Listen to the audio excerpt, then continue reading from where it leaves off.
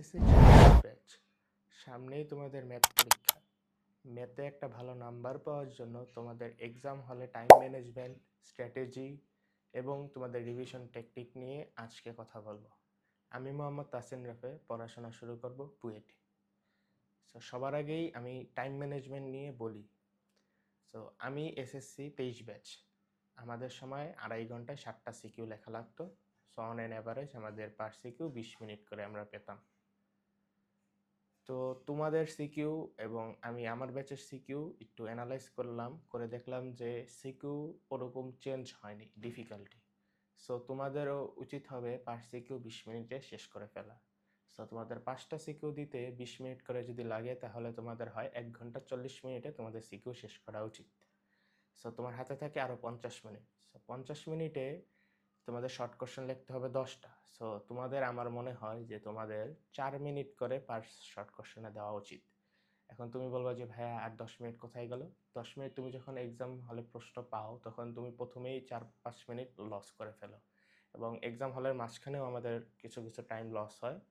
10 minute তোমার loss হবেই, এবং তুমি যদি ওই 10 মিনিট ইউটিলাইজ করতে পারো, কোনো সিকিউ বা শর্ট কোশ্চেন বাকি থাকে, ওটা তো তুমি ইউটিলাইজ করবে, রাইট? পার সিকিউ, পার শর্ট কোশ্চেন তোমার 4 মিনিট করে দেওয়া উচিত। এবং তোমাদের শর্ট কোশ্চেনগুলি আমি দেখলাম, 15টা শর্ট কোশ্চেনের মধ্যে 7 থেকে 8টা সৃজনশীলের ক নাম্বারের মতো ছোট প্রশ্ন থাকে, কিন্তু বাকি যে 6-7টা থাকে, 6-7টা বা 8টাও হয়, ওগুলি খ এবং ঘ, মানে বড় বড় ম্যাথ থাকে। তোমাদের ওইভাবে মিলিয়েই করতে হবে, কয়েকটা ম্যাথ বড়, কয়েকটা ম্যাথ ছোট। আগে ছোট ম্যাথগুলি বুঝে বুঝে বের করে ওগুলি অ্যান্সার করলেই দেখবা যে তোমার হাতে কিছু টাইম সেভ হয়ে যায়। ওই টাইমগুলি তুমি বড় ম্যাথগুলিতে দিলেই ইনশাল্লাহ তুমি টাইম ম্যানেজমেন্টটা ঠিকভাবে করতে পারবা। এবং আমি অবশ্যই বলবো, সিকিউটা তুমি অবশ্যই 20 মিনিটে শেষ করার চেষ্টা করো, নয়তো কিন্তু তোমার শর্ট কোশ্চেনটা লেখার সময় থাকবে না, এবং শর্ট কোশ্চেনটা একটু ট্রিকি হয়। 20 মিনিট ট্রাই করো। এক্সাম হলে স্ট্র্যাটেজি।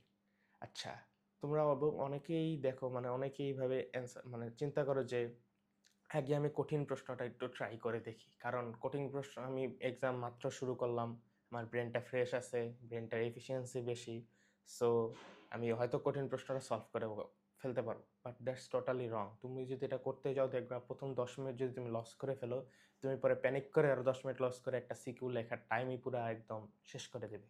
সো আমি বলবো সব সময় সবচেয়ে সহজ অঙ্কটা দিয়ে শুরু করা। অনেকজন পরিসংখ্যান দিয়ে করে, এটা খুবই ভালো, করতে পারো, বাট আমি কখনো পরিসংখ্যান করতাম না, কারণ পরিসংখ্যান আমি জানি আমি পারবো।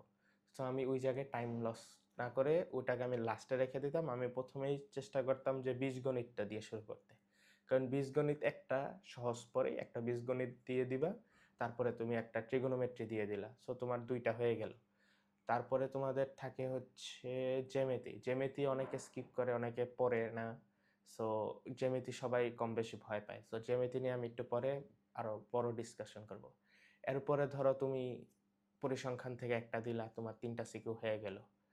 তারপরে তুমি যদি মনে হয় যে পরিসংখ্যান থেকে আরেকটা দিবা, কারণ হচ্ছে পরিসংখ্যানে একটা সিকিউ ছোট থাকে আর একটা সিকিউ বড় থাকে, ওই সিকিউটা তোমার টাইম খাবে। যদি তুমি দেখো তুমি অন্য কোনো গ্রুপ থেকে বা বিভাগ থেকে কোনো একটা সিকিউ পারো, তাহলে ওটা দিয়ে দিলা, এবং লাস্টে তুমি জ্যামিতিটা অ্যান্সার করো।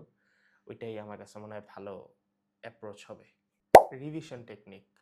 রিভিশন তোমরা আগে কোনটা দিবা?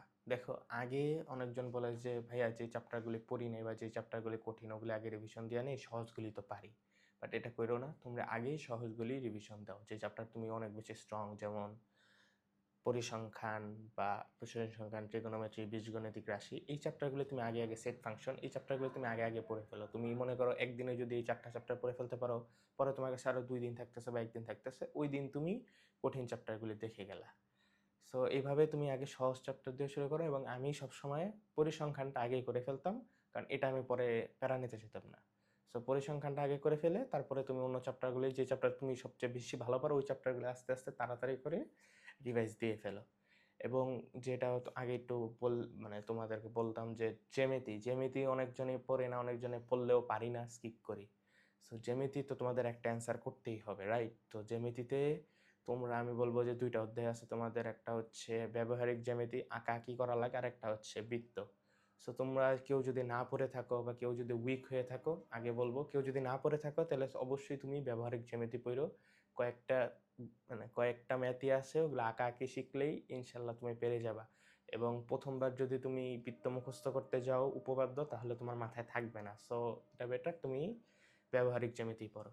আর যারা হয়তো দুইটাই পড়ছো, বাট যারা দুইটাই পড়ছো, যার যেটা মনে হয় যে না আমি এটা পারবো, তুমি ওই চ্যাপ্টারটাই পড়ো। আর যারা ভালো নাম্বার করার জন্য দুইটাই পড়ে রাখছো, তোমাকে আমি বলবো আগের দিন একটু হাতের আঁকাটা একটু প্র্যাকটিস করে যাও এবং প্রত্যেকটা উপপাদ্য দেখে যাবা অবশ্যই। এবং ফাইনাল টিপস, যে তোমাদের একটা ভালো নাম্বারের জন্য তোমাদের এমসিকিউ অবশ্যই পারা লাগবে। 30টা এমসিকিউ ইজ অনেক বড় একটা বিষয়। সো আমি বলবো যে পরীক্ষার আগের দিন, মনে করো যে কালকে সকালে পরীক্ষা, আজকে রাতের বেলা তুমি ফর্মুলা টর্মুলা পড়ে একদম বসবা, 1 ঘন্টা হাতে নিয়ে বসবা। 1 ঘন্টা টোটাল দুইটা সেট এমসিকিউ নিয়ে বসবা। হয়তো মডেল টেস্ট হতে পারে বা কোনো একটা বোর্ড হইতে পারে। 2 সেট মডেল টেস্ট নিয়ে বসবে, 1 ঘন্টা টাইম নিবা। ঘড়ি ধরে 1 ঘন্টায় 2 সেট এমসিকিউ অবশ্যই প্র্যাকটিস করো। এবং আমি বলবো যে 1 ঘন্টা না নিয়ে তুমি যদি 50 মিনিট নাও, এটা তোমার জন্য অনেক এফেক্টিভ হবে। কারণ এক্সাম তুমি যেটা বাসায় 50 মিনিটে প্র্যাকটিস করো, ওইটাই তোমার এক্সাম হলে 1 ঘন্টা হয়ে যায়।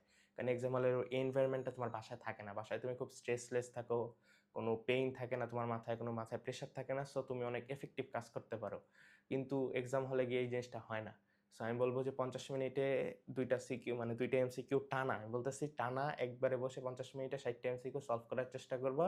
তাহলে দেখবা পরের দিন এক্সাম হলে গিয়ে এমসিকিউগুলি তুমি তাড়াতাড়ি করতে পারতেছো। ফাইনালি একটা কথা বলতে চাই, তোমরা যারা মডেল টেস্ট কোথাও দিয়েছো, তো ওই জায়গায় তুমি অনেকগুলি ম্যাথ ভুল করেছিলা।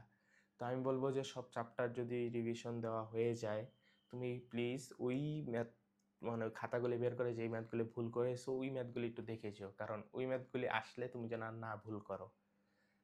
সো এটাই থাকবে। এবং ফর্মুলাগুলি তুমি প্রত্যেক চ্যাপ্টার পড়ার আগে অবশ্যই পড়বা, এবং তোমার যে এমসিকিউ করতে বললাম ওই এমসিকিউর আগে করবা। এবং পরীক্ষার দিন সকালে ওরকম প্যারা নিও না, ঘুমানোর আগে হয় দেখে যেও। এবং যাওয়ার সময় যে চ্যাপ্টারের ফর্মুলাগুলি তোমার মনে থাকে না, যেমন পরিমিতির কয়েকটা ফর্মুলা আছে, ট্রিগোনোমেট্রির কয়েকটা ফর্মুলা আছে, এগুলি অনেক একটু টাফ, তুমি যাওয়ার আগে জাস্ট ওই ফর্মুলাগুলি দেখে যাবা। পরীক্ষার দিন সকালে, ম্যাথ পরীক্ষার দিন সকালে তুমি ম্যাথ করো না, এমসিকিউ করো না, বেশি প্রেশার নিও না, জাস্ট ফর্মুলাগুলি দেখে যেও। ইনশাল্লাহ একটা ভালো এক্সাম হবে তোমার। ধন্যবাদ সবাইকে এতক্ষণ থাকার জন্য।